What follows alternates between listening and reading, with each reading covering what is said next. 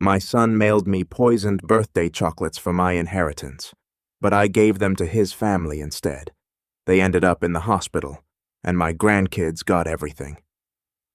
The phone rang at 8:04 a.m. on Sunday morning. I was sitting in my recliner in my small two-bedroom house in Athens, Georgia, reading the Sunday paper and drinking coffee, 70 years old, retired from the post office after 42 years. Quiet life, simple life. The phone display showed David's number. My son, my only child, morning sun. I answered. Thanks again for those birthday chocolates. That was really thoughtful of you. Dad. His voice was shaking, actually shaking like he'd been running. The chocolates I sent you yesterday. Did you eat them? I smiled, taking another sip of coffee. The box had arrived Saturday afternoon via courier. Fancy Belgian chocolates in a gold box with a burgundy ribbon. Must have cost him $200 at least. Way too expensive for a postal worker's birthday. They look too fancy for an old man like me. You know, I prefer the cheap stuff from Walmart. I gave them to Jennifer and the grandkids when I stopped by last night. You know how much little Emma loves chocolate. Silence. Dead. Horrible. Suffocating silence. Then a scream. Not a yell. A scream. You did what? The sound hit me like a physical blow. Pure panic. Pure terror. I gave them to your family. I repeated slowly, my stomach starting to drop. Why? David? What's wrong? Did they eat them? His voice cracked. Did Emma eat them? Did Max? Oh God. Oh God. Did they eat them? I don't know. I dropped the box off around 7 last night. Jennifer said she'd save them for after the kids finished dinner. David, what's he hung up? Just disconnected. No explanation. No goodbye. The dial tone buzzed in my ear. My hands started shaking. I set down my coffee cup. It rattled against the saucer. I'd raised this boy for 32 years. Changed his diapers when his mother left us when he was 3.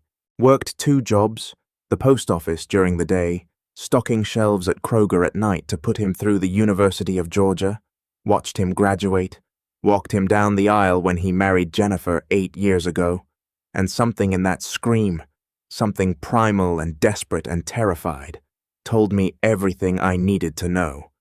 Those chocolates weren't a gift, they were a weapon. I grabbed my car keys with shaking hands, dropped them twice before I got them into the ignition of my 2012 Honda Civic.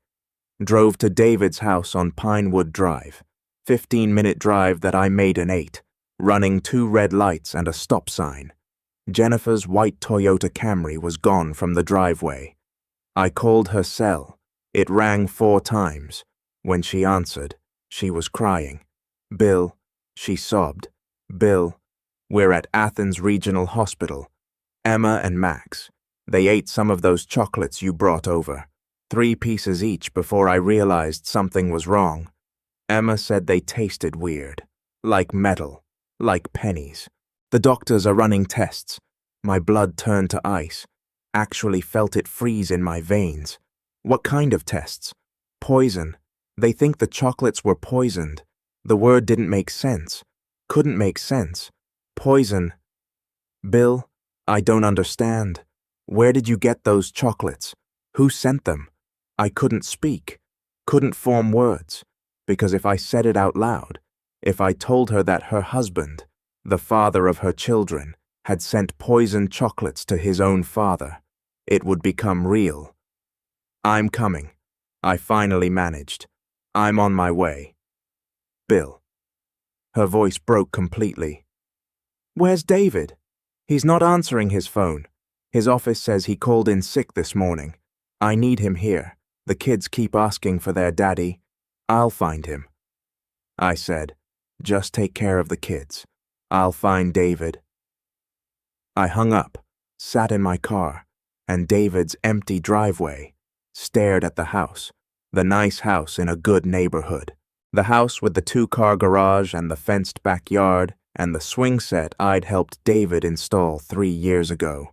The house he'd paid for with money I didn't know he had. I'm Bill Morrison, born 1953. Be raised in Athens. Never made much money. Never needed much. Lived frugally. Saved what I could. After 42 years at the post office, I had a decent pension, a paid-off house worth maybe $180,000, some savings, some stocks my brother had helped me buy. Total estate value, about $420,000. Not rich, but comfortable. More than enough for an old man living alone. David was my only heir. He'd get everything when I died. We talked about it once, maybe 2 years ago, after I'd had a health scare, kidney stones, thought it might be cancer. The lawyer, Michael Chen, good man, practiced estate law in Athens for 28 years, had drawn up the papers while I was in the hospital. David had been there sitting in the chair, next to my bed, asking questions, looking at the documents. He'd seen the numbers, $420,000. I drove to Carol's house, my ex-wife. We'd been divorced 29 years, but she still lived in the same little house on Baxter Street, still hadn't remarried, still babied David like he was 12 instead of 32. Her car was in the driveway. So was David's black Nissan Altima. I didn't knock, just walked in. The door was unlocked, always was. David was sitting at the kitchen table, head in his hands, still in his pajamas. Sunday morning should have been at home with his family. He looked up when I walked in, saw me, went white as a sheet. We stared at each other for maybe 10 seconds. Why? I asked. He laughed, actually laughed high-pitched, desperate. Because I need the money now. Dad, not when you finally die of old age in another decade. The words hit like a hammer. Money, your inheritance. $420,000. I saw the papers when you were in the hospital with those kidney stones. The lawyer left them on the table next to your bed. He stood up and I could see it now. The desperation in his eyes, the wildness. I'm drowning. Dad, I'm drowning. Drowning in what? Gambling debts, online poker, sports betting.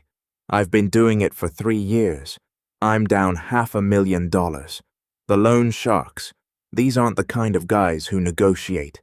Dad, they want their money. They've been to the house. They've threatened Jennifer. They've threatened the kids. My stomach dropped. You didn't tell me. You didn't ask. Ask for what?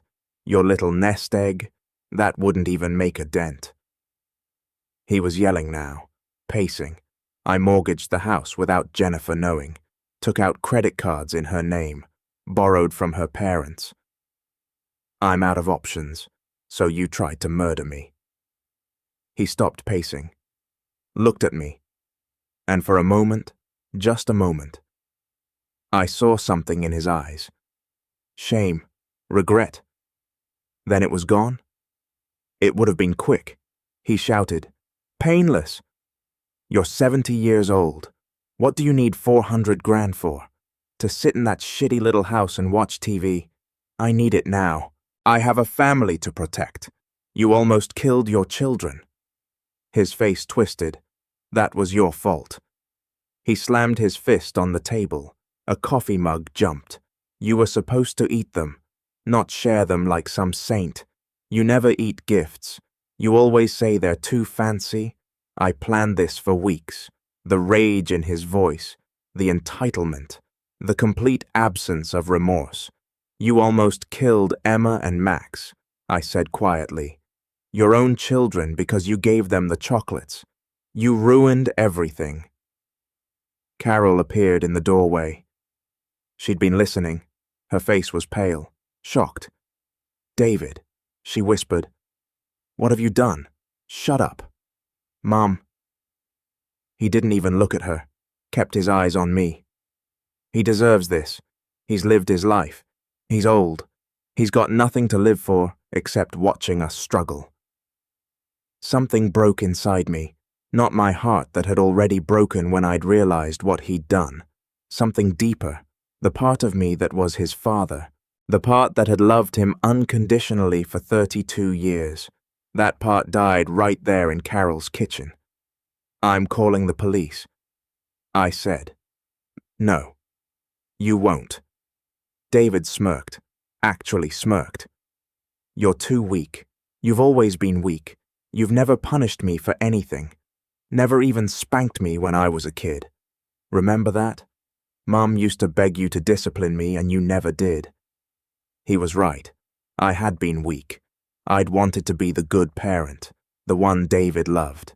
After Carol left, I'd overcompensated, let him get away with things, made excuses. I'd created this monster.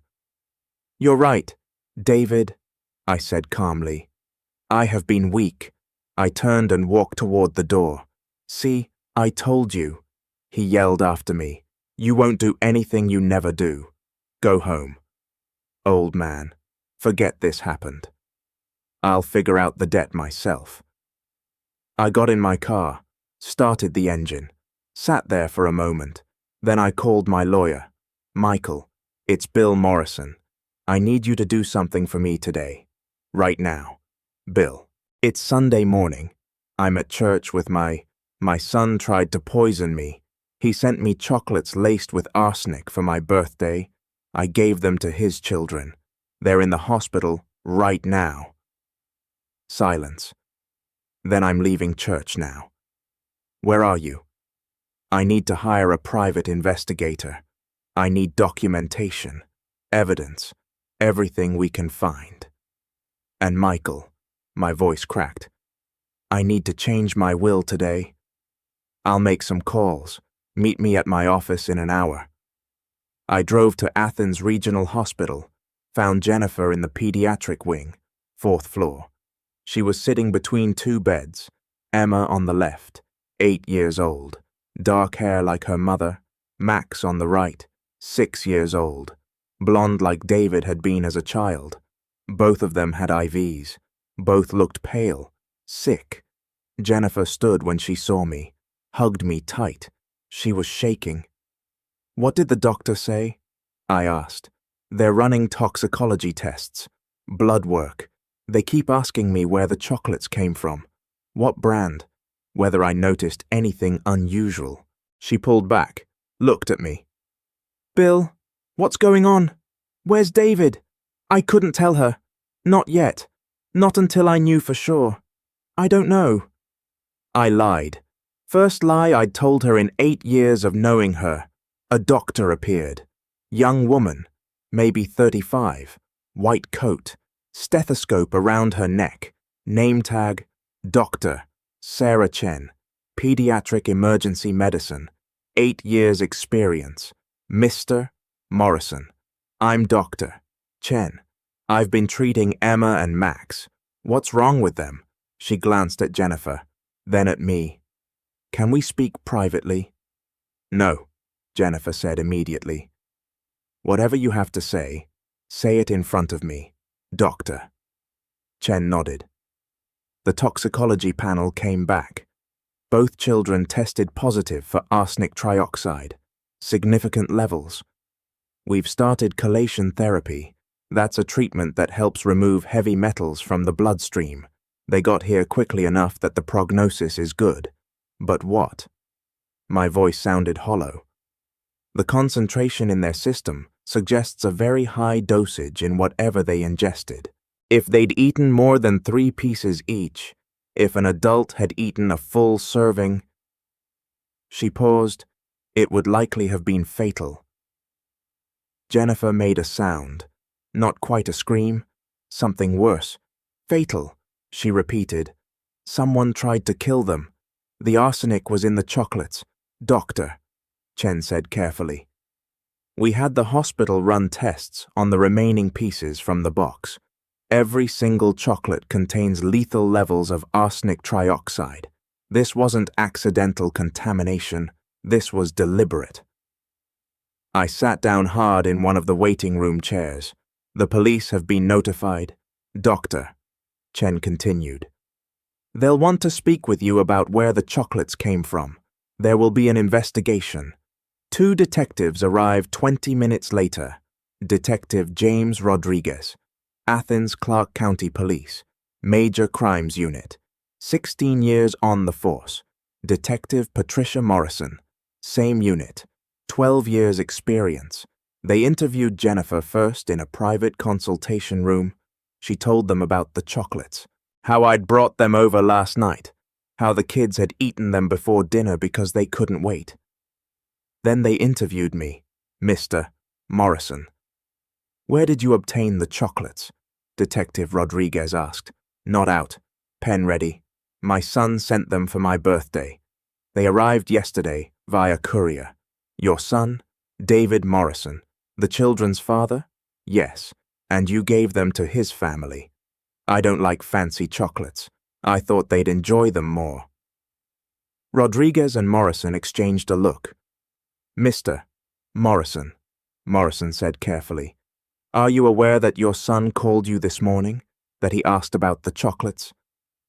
My stomach dropped. How do you know that? We pulled phone records. Your son called you at 8:04 a.m. The call lasted 47 seconds.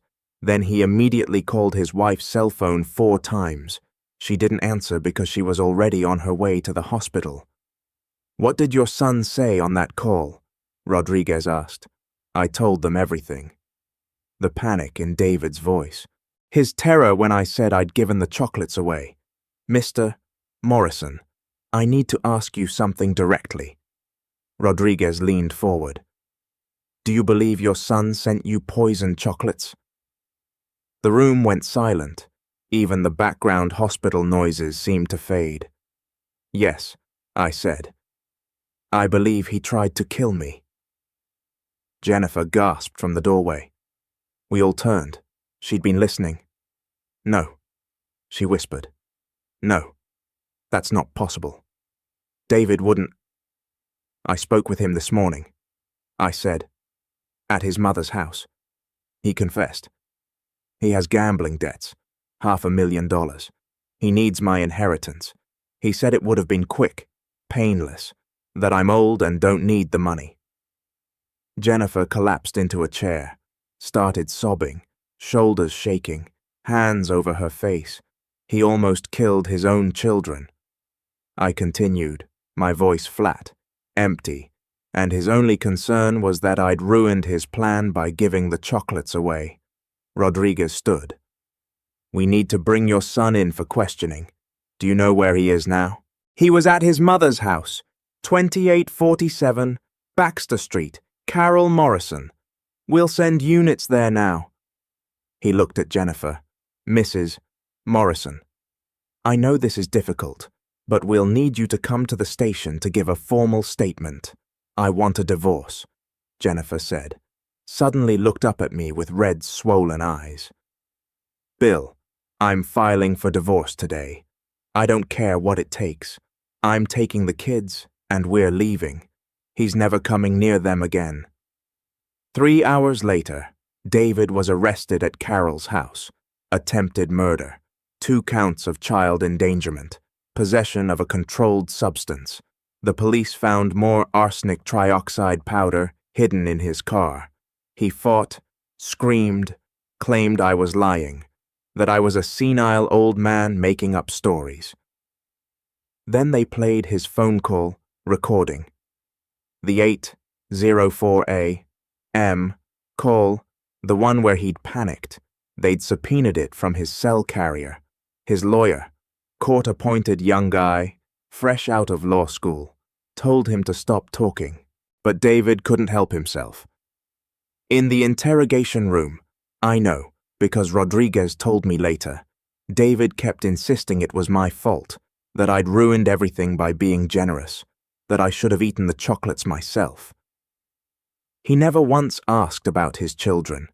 Michael Chen, my lawyer, worked fast. By Tuesday, we had a full report from the private investigator he'd hired, Patricia Walsh, former Atlanta PD detective, 23 years in law enforcement, now running her own PI firm. She'd found everything. Receipts from Artisan Chocolates of Atlanta, high-end chocolate shop in Buckhead. David had purchased a custom box 2 weeks ago, paid $340 in cash.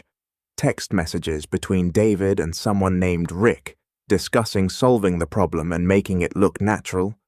Rick turned out to be Ricardo Martinez, known loan shark, currently under investigation by the FBI. Bank records showing David had mortgaged the house for $180,000 without Jennifer's knowledge. Forgery. She hadn't signed the documents. Credit cards opened in Jennifer's name. $47,000 in debt she didn't know about. Online gambling accounts showing losses of $523,000 over 3 years. He's been living a double life, Michael said, spreading the documents across his conference table.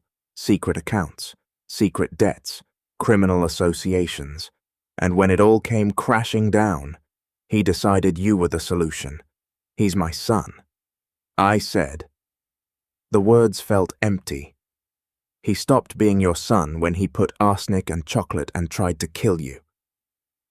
The arraignment was Friday. David pleaded not guilty. His lawyer argued interment, coercion, mental incompetence. The prosecutor, Assistant DA Jennifer Walsh, no relation to the PI. 18 years prosecuting major crimes in Georgia, presented the evidence, the phone recordings, the chocolate receipt, the text messages, the arsenic powder in his car. The judge, Marcus Chen, Superior Court, 26 years on the bench, set bail at $500,000. David couldn't make it. Sat in Clark County Jail awaiting trial. Jennifer filed for divorce on Monday, emergency custody of the children, restraining order, preventing David from any contact. She moved herself and the kids in with her parents in Watkinsville, changed her phone number, changed the locks, told the kids their daddy was sick and getting help. Emma asked me once, "Papa Bill, is Daddy going to jail?" "Yes, sweetheart, because he hurt us, because he made very bad choices. I don't want to see him anymore." "You don't have to." 3 weeks after the poisoning, everything was ready. Michael had drawn up new estate documents. The private investigator had compiled a comprehensive report. The prosecutor had built her case. David had been calling me from jail. Collect calls 10, 15 times a day. I never answered. Let them all go to voicemail. The messages started apologetic. "Dad, I'm so sorry. I wasn't thinking straight. Please help me. Please post bail." Then angry, "This is your fault. You should have just eaten the Chuck chocolates. Now my life is ruined." Then desperate, "Dad, please, I need help. The guys I owe money to, they're threatening Mom. They know where she lives. Please just pay them. Use my inheritance. It's going to be mine anyway." I saved every message, forwarded them to the prosecutor. I decided I needed closure, needed to show David and maybe myself that I was done being weak. I invited everyone to Sunday dinner 3 weeks after the poisoning. Emma and Max were home from the hospital, still recovering but healthy. Jennifer had agreed to come, even Carol. Despite her protest that I was being too hard on David, I prepared dinner myself. Pot roast, mashed potatoes, green beans, David's favorite meal growing up. They arrived at 5:30 p.m. Jennifer helped the kids wash their hands. Carol set the table. Everyone tried to act normal, but the tension was suffocating. "We sat down," said Grace, habit from when the kids were smaller, started eating. Then I stood up. "I have an announcement to make." Emma looked up from her mashed potatoes. "What is it, Papa Bill?" "I'm giving away my inheritance." Carol set down her fork. "Bill, this isn't the time to the kids. Emma and Max in trust until they're 25. Jennifer's hand flew to her mouth. The house, the savings, the stocks, the pension benefits, all of it. $423,000 split equally between Emma and Max Morrison. I pulled out the documents, the new will, the trust documents, all signed and notarized. "These are your children," I said, looking at Carol, looking at Jennifer. "The children David tried to murder for money." Jennifer grabbed the papers, read them, started crying. "Bill, you can't. This is too much. It's already done. Michael filed the paperwork yesterday, legal and binding." Emma was confused. "Papa Bill, why would Daddy try to hurt us? Because he wanted my money, sweetheart, and he was willing to hurt people to get it." I pulled out the rest of it, the hospital reports showing arsenic poisoning, the toxicology results, the police report, the evidence the private investigator had gathered, receipts from the chocolate shop, text messages to the loan shark, the phone recording where David had panicked when I'd told him about giving away the chocolates. I spread it all across the dining room table. Let Jennifer see it. Let Carol see it. Made it real. David sent me chocolates laced with arsenic for my 70th birthday. I said clearly, calmly. He intended to kill me, to inherit my estate to pay off his gambling debts, when I gave those chocolates to his children instead. He didn't rush to the hospital to save them. He went to his mother's house to hide, and when I confronted him, he blamed me for ruining his plan. Jennifer was sobbing, full-body sobs. Emma and Max looked terrified. Carol was shaking her head. "He's still your son. Bill, he made a mistake. He needs help, not he needs prison." I interrupted. "He tried to commit murder. He's a danger to everyone around him. You can't do this to him. He's family." "No." I said he stopped being family the day he chose $400,000 over his children's lives.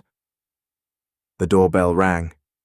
I'd called Detective Rodriguez that morning, told him I had more evidence, told him about the voicemails, asked him to come by at 6:00 p.m. I opened the door. Rodriguez stood there with Detective Morrison, 2 uniformed officers behind them. "Mr. Morrison," Rodriguez said, "we have a few follow-up questions about your son's case. Come in, please. I have people here who need to hear this." They walked into the dining room. Jennifer stood up. Carol went pale. Mrs. David Morrison Rodriguez addressed Jennifer. "We want to inform you that additional charges are being filed against your husband, based on evidence gathered from his jail calls and the ongoing investigation. We're adding criminal conspiracy and witness tampering. He's been making calls to known associates trying to intimidate witnesses. He called me," Jennifer said quietly, 3 days ago from jail, told me if I testified against him, I'd regret it. I recorded it. We'll need that recording." She pulled out her phone, played it. David's voice cold and threatening, telling his wife to remember what happens to rats, telling her the loan sharks knew where her parents lived. The children heard their father's voice. Max started crying. Emma hugged her mother. "Based on this recording and the existing evidence," Rodriguez continued, "the DA is prepared to seek the maximum sentence, 25 years for attempted murder, additional time for the child endangerment charges, the conspiracy, the witness tampering." Carol made a sound like she'd been hit. "That's insane. You're destroying his life. Ma'am, your son destroyed his own life when he put poison in chocolate and sent it to his father," Rodriguez said firmly. "Our investigation shows clear premeditation, clear intent, clear lack of remorse. The only reason we're not charging him with attempted murder of his own children is because he didn't know they'd eat the chocolates, but the child endangerment charges are serious enough." He turned to me. "Mr. Morrison, the trial is set for 6 weeks from now. The prosecutor will need you to testify. Are you prepared to do that? Yes, I said. I'll testify. Even though he's your son, he stopped being my son the day he tried to kill me, 6 weeks later. The trial lasted 4 days.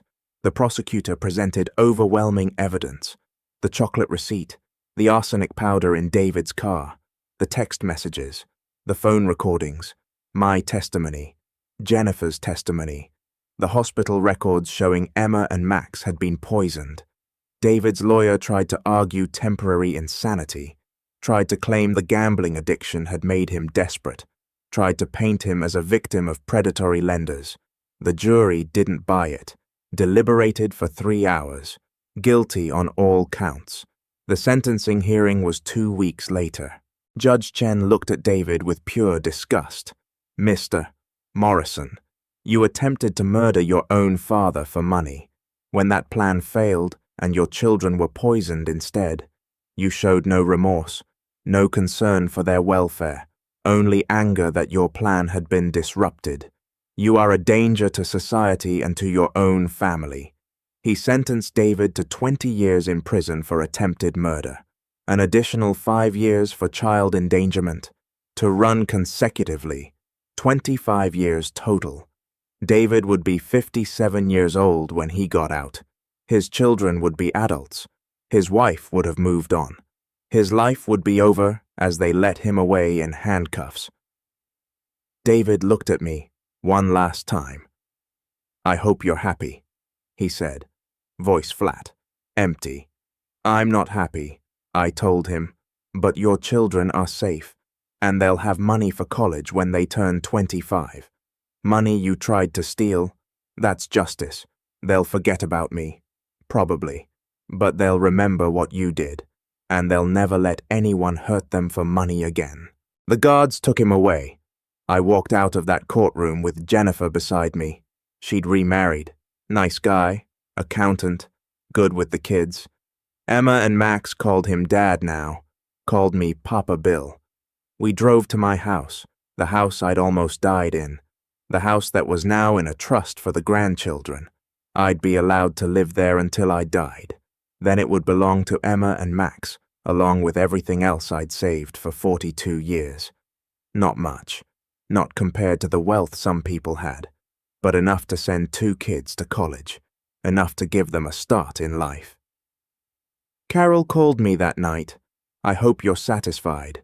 Your own son is going to prison. My son tried to kill me. Then he almost killed his children. He brought this on himself. You could have forgiven him, could have helped him. I helped him for 32 years, made excuses, enabled him. Look where that got us. He's still your blood. Blood doesn't mean anything when it's poisoned with arsenic and greed. I hung up, blocked her number. She'd chosen David over truth. Let her live with that choice. I'm writing this 2 years after the poisoning. Emma is 10 now. Max is 8. They're thriving. Therapy helped. Time helped. Distance from their father helped. They ask about him sometimes. Is Daddy still in prison? Yes. Will he ever come out in many years when you're much older? Will we have to see him? Only if you want to. We don't want to. Then you won't have to. David writes letters sometimes to Jennifer, to the kids, to me. Jennifer throws them away unopened. She got a restraining order that extends to written correspondence. The kids don't know. He writes, don't need to know. The money sits in trust growing invested in index funds. By the time Emma turns 25, her half will be worth maybe $300,000. Enough to buy a house, start a business, live without debt. Max is half the same. They'll never have to struggle the way I struggled. Never have to work 2 jobs to make ends meet. Never have to choose between eating and saving. That's what David's greed bought them. Freedom. People ask me if I'm angry, if I hate my son. I don't. Hate requires caring. Anger requires connection. David severed that connection when he dissolved arsenic into Belgian chocolate and mailed it to me with a birthday card that said to the best dad in the world. He wanted $400,000 badly enough to kill for it. Instead, his children got every penny, and he got 25 years to think about what he'd lost. I call that justice.